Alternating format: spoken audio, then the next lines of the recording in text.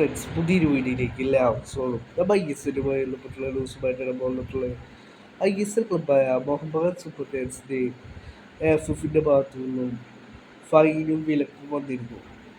Miss കണ്ടന്റിന്റെ പേരിലായിരുന്നു Mohammedan super ജയൻസിന്റെ ഫൈനും വിലക്കും വന്നത്. എന്താണ് മിസ് കണ്ടന്റ് ഉണ്ടായത് എന്നുള്ളതിനെ സംബന്ധിച്ച് റിപ്പോർട്ട് നേരത്തെ വന്നിട്ടുണ്ടായില്ല. ഇപ്പോഴിതാ കൂടുതൽ ഡീറ്റെയിൽസ് പുറത്തു വന്നിരിക്കുകയാണ്. കഴിഞ്ഞ കേരള ബ്ലാസ്റ്റേഴ്സിനെതിരായിട്ടുള്ള മോഹൻബഗാന്റെ മത്സരത്തിനിടയിൽ സ്റ്റേഡിയത്തിൽ കരിമരുന്ന് പ്രയോഗവും പടക്കമൊക്കെ പൊട്ടിക്കുകയുണ്ടായി എന്നാണ് ഇപ്പോൾ റിപ്പോർട്ട് പുറത്തു വന്നിട്ടുള്ളത്. ഇത് ആവർത്തിച്ചു വേണ്ടിയിട്ടാണ്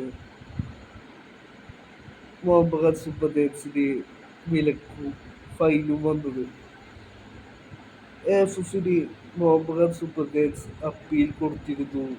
ഈ ഒരു അപ്പീൽ പരിഹരിച്ചുകൊണ്ട് അടുത്ത ഒഡീഷ എഫ്സിക്കെതിരായിട്ടുള്ള മത്സരത്തിൽ സ്റ്റേഡിയത്തിന്റെ ഒരു ഭാഗം ആക്കിയിടുക എന്നാണ് ഇപ്പോൾ എഫിന്റെ ഭാഗത്തു വന്നിട്ടുള്ള പുതിയൊരു ഉത്തരവിൽ പറയുന്നത്.